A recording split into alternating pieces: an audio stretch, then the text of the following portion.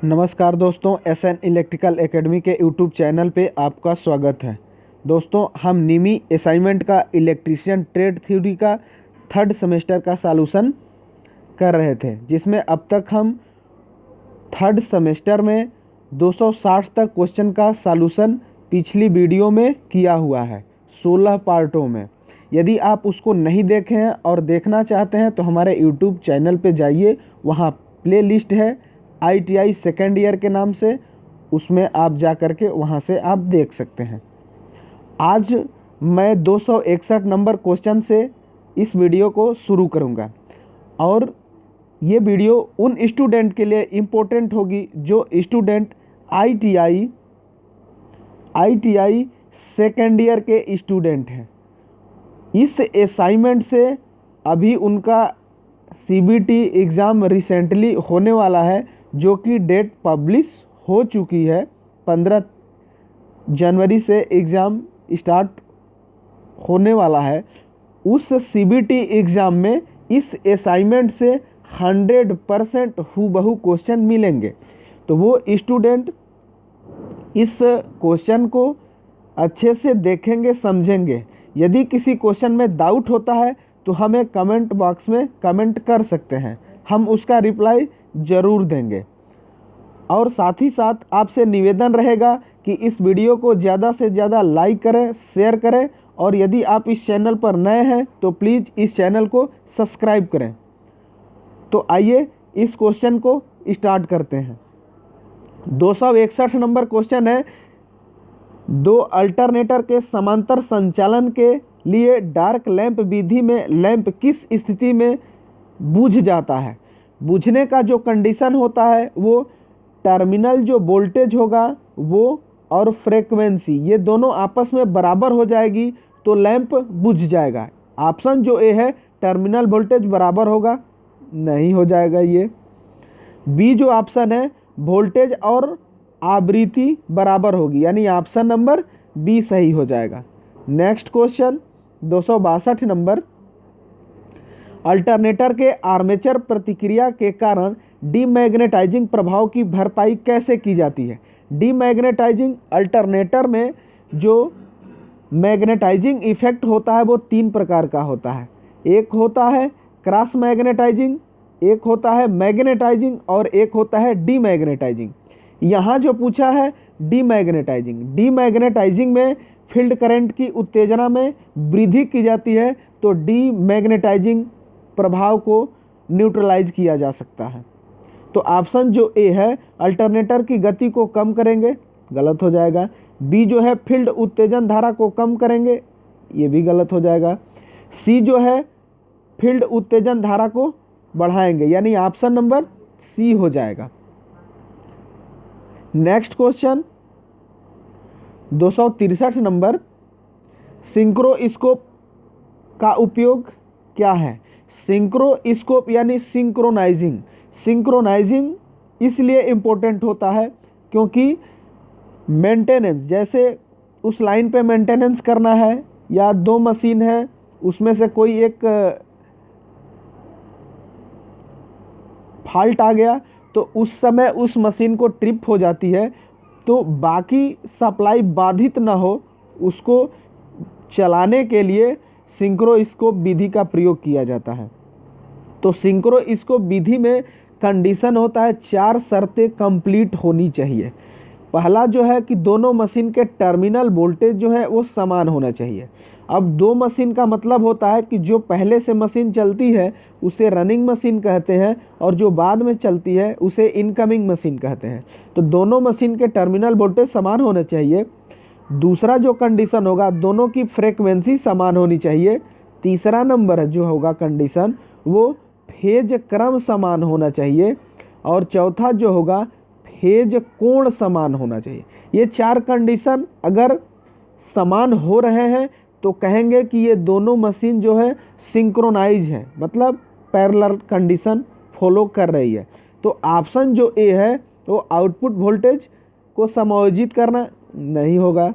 B जो है phase क्रम समायोजित करे, यानी ऑप्शन नंबर बी सही हो जाएगा। नेक्स्ट क्वेश्चन 264 नंबर, अल्टरनेटर के रोटर को डीसी प्रदान करने वाले उपकरण का क्या नाम होता है? अल्टरनेटर के रोटर को डीसी जो प्रदान करता है वो शंट जनित्र या कंपाउंड जनित्र होता है। इसकी जो रेटिंग होती है 220 से 250 वोल्ट होती है और अल्टरनेटर के ये शाफ्ट पे लगाया जाता है। उसके फील्ड वाइंडिंग को ये उत्तेजित करता रहता है। तो ऑप्शन जो ए है वो उत्तेजक, यानी इसका जो नाम होता है वो उत्तेजक ही होता है, एक्साइटर होता है। तो ऑप्शन नंबर ए सही हो जाएगा। इन्वर्टर जो है, इन्वर्टर का जो काम होता है डीसी टू एसी कन्वर्ट करना, और कन्वर्टर का भी जो काम है वो कन्वर्ट करना, मतलब एसी से डीसी या डीसी से एसी, ये हो जाएगा। और सिंक्रोनाइजिंग का मतलब होता है दो मशीनों को आपस में पैरेलल चलाना, और उसमें जो शर्त होती है टर्मिनल वोल्टेज दोनों मशीन के समान होना चाहिए, दोनों की फ्रीक्वेंसी समान होनी चाहिए, दोनों का फेज क्रम समान होना चाहिए और दोनों का फेज कोण समान होना चाहिए। तो ये सिंक्रोनाइजिंग का होगा। फिलहाल यहाँ जो ऑप्शन होगा वो ए ऑप्शन हो जाएगा। नेक्स्ट क्वेश्चन 265 नंबर, अल्टरनेटर में डैम्पर वाइंडिंग का उद्देश्य क्या होता है? डैम्पर वाइंडिंग का उद्देश्य लगाने का ये अर्थ होता है कि मोटर में हंटिंग इफेक्ट को दूर करना। हंटिंग इफेक्ट आता कैसे है? तो जब अल्टरनेटर पर भार लगातार कम ज़्यादा होता है तो उसका रोटर जो है वो वाइब्रेट करने लगता है। इसी इफेक्ट को हंटिंग कहते हैं। और हंटिंग दूर करने के लिए इसके पोल के आखिरी हिस्से पर होल करके कापर की छड़ डाल दी जाती है। तो यही हंटिंग इफेक्ट प्रभाव को कम कर देता है और इस रिंग को कहते हैं सैडिंग रिंग। तो ऑप्शन जो ए है तांबे के नुकसान को कम करेगा, गलत हो जाएगा। बी जो है वायु हानियों को कम करेगा, ये भी गलत हो जाएगा। सी जो है हंटिंग के प्रभाव को कम करता है, यानी ऑप्शन नंबर सी सही हो जाएगा। ये काफ़ी मोस्ट क्वेश्चन है, आपके सीबीटी एग्जाम में इसका आने का 100% उम्मीद है। नेक्स्ट क्वेश्चन 266 नंबर, अल्टरनेटर के समांतर संचालन से पहले किस स्थिति को संतुष्ट करना पड़ता है? अल्टरनेटर को समांतर चलाने से पहले जो कंडीशन फॉलो होगा वो 4 टाइप के कंडीशन होते हैं, 4 टाइप के। पहला, दोनों मशीन के टर्मिनल वोल्टेज समान होना चाहिए, दोनों मशीन की फ्रीक्वेंसी समान होनी चाहिए, दोनों मशीन के फेज क्रम समान होना चाहिए। फेज क्रम का मतलब हुआ RYB, मतलब R से कनेक्ट होना चाहिए, B से कनेक्ट होना चाहिए और Y से कनेक्ट होना चाहिए, ये फेज क्रम हो जाएगा। और अगला जो कंडीशन है फेज कोण, फेज कोण समान होना चाहिए। मतलब कि यदि 3 फेज मशीन है तो इसके ये R हम देते हैं, इसको Y देते हैं, इसको B देते हैं, तो RY के बीच 120 डिग्री एंगल होना ही चाहिए और BY के बीच भी 120 डिग्री का एंगल होना ही चाहिए और BR के बीच भी 120 डिग्री का एंगल समान होना चाहिए। ये फेज कोण होता है, ये आपस में समान होता है। तो ये मशीन कहते हैं कि ये चारों कंडीशन जिस पर होगा वो मशीन सिंक्रोनाइजिंग में है। तो ऑप्शन जो ए है वो रेटिंग समान होनी चाहिए, नहीं, फेज क्रम समान होना चाहिए, यानी ऑप्शन नंबर बी सही हो जाएगा। उम्मीद करते हैं ये क्वेश्चन आपको समझ में आया होगा। Next question 267 number, 4 pole alternator 4 पोल वाले रेटेड वोल्टेज पर 50 हर्ट्ज आपूर्ति आवृत्ति के साथ जुड़े अल्टरनेटर की गति क्या होगी? यानी NS = 120 F/P, 120 इंटू फ्रीक्वेंसी जो दिया है 50 हर्ट्ज दिया है अपन पोल जो दिया है वो 4 पोल दिया है, 4 4 12 3 5 15 और इसका 1 0 और फिर इसका 1 0, यानी 1500 RPM। तो ऑप्शन जो ए है 1000 गलत हो जाएगा, बी जो है 1500, यानी ऑप्शन नंबर बी सही हो जाएगा। नेक्स्ट क्वेश्चन 264 नंबर, 2 अल्टरनेटर के समांतर होने के दौरान 2 लैंप किस हालात में जलते हैं और एक लैंप बुझ जाता है? इसका जो कंडीशन होगा वो टर्मिनल वोल्टेज और फ्रीक्वेंसी आपस में जब बराबर होंगे तो एक लैंप बुझ जाएगा। ये भी एक सिंक्रोनाइजिंग का ही मेथड होता है। ऑप्शन जो ए है टर्मिनल वोल्टेज बराबर है, नहीं। बी जो है वोल्टेज और फ्रीक्वेंसी समान है, यानी ऑप्शन नंबर बी सही हो जाएगा। नेक्स्ट क्वेश्चन 269 नंबर, यदि भार बढ़ता है तो अल्टरनेटर का टर्मिनल वोल्टेज कम हो जाता है। कम क्यों होगा? इसका जो कंडीशन होगा वो आर्मेचर रिएक्शन होगा। आर्मेचर जो होता है रिएक्शन वो IARA आर्मेचर करंट और आर्मेचर रेजिस्टेंस से, मतलब आर्मेचर प्रतिरोध के कारण टर्मिनल जो वोल्टेज होता है इसमें कमी आती है। क्यों? क्योंकि अल्टरनेटर जो होता है इसका टर्मिनल जो वोल्टेज होता है, टर्मिनल वोल्टेज ये लोड डिपेंडेंट होता है। जैसे लोड बढ़ेगा टर्मिनल वोल्टेज बढ़ता जाएगा तो टर्मिनल वोल्टेज घटेगा, अगर घटेगा तो ये बढ़ेगा। मतलब कि अल्टरनेटर में टर्मिनल वोल्टेज जो होता है वो लोड डिपेंडेंट होता है। तो ऑप्शन जो ए है क्षेत्र प्रतिरोध गलत हो जाएगा। बी जो है आर्मेचर प्रतिक्रिया ये भी गलत हो जाएगा। सी जो है वो प्रेरक प्रतिघात ये भी नहीं होगा। डी जो है आर्मेचर रेजिस्टेंस, यानी डी सही हो जाएगा आर्मेचर रेजिस्टेंस। आर्मेचर प्रतिक्रिया से जो इंड्यूस्ड ईएमएफ है, उत्पन्न वोल्टेज है, वो कम होता है। और आर्मेचर रिएक्शन को अल्टरनेटर में 3 टाइप से देखा जाता है, क्रॉस मैग्नेटाइजिंग, डीमैग्नेटाइजिंग और मैग्नेटाइजिंग। क्रॉस मैग्नेटाइजिंग का इफेक्ट ज़्यादा नहीं होता है, डीमैग्नेटाइजिंग का इफेक्ट होता है। और डीमैग्नेटाइजिंग इफेक्ट को न्यूट्रल करने के लिए, दूर करने के लिए हम फील्ड को एक्साइटेड करते हैं, मतलब फील्ड धारा को बढ़ाते हैं। और मैग्नेटाइजिंग इफेक्ट में क्या होता है, फील्ड धारा को हम कम करते हैं। नेक्स्ट क्वेश्चन है 270 नंबर, एसी जनरेटर में डैम्पर वाइंडिंग का उपयोग क्या है? डैम्पर वाइंडिंग जो होती है वो हंटिंग इफेक्ट को रोकती है, अर्थात ऑप्शन जो ए है हंटिंग को रोकता है, ये भी सही हो जाएगा। बी जो है तांबे के नुकसान को कम करता है, गलत हो जाएगा। सी जो है नुकसान को कम करता है, ये भी नहीं होगा। डी जो है हंटिंग के प्रभाव को रोकता है, हंटिंग को रोकता है। और डी जो ऑप्शन दिया है हंटिंग के प्रभाव को रोकता है, तो ये प्रभाव वाला प्रीफर देंगे। तो यहाँ ए ना हो करके ये डी हो जाएगा। क्यों? क्योंकि हंटिंग के प्रभाव को रोकता है, तो ऑप्शन नंबर डी सही हो जाएगा। नेक्स्ट क्वेश्चन 271 नंबर, अल्टरनेटर का ये कौन सा प्रकार है? अल्टरनेटर का ये कौन सा प्रकार है? ये अल्टरनेटर का जो प्रकार है वो ब्रश रहित, ब्रशलेस अल्टरनेटर होता है। ये सॉफ्ट है और ये एक्साइटर है। तो ऑप्शन जो ए है वो ब्रश रहित अल्टरनेटर, यानी ऑप्शन नंबर ए सही हो जाएगा। Next question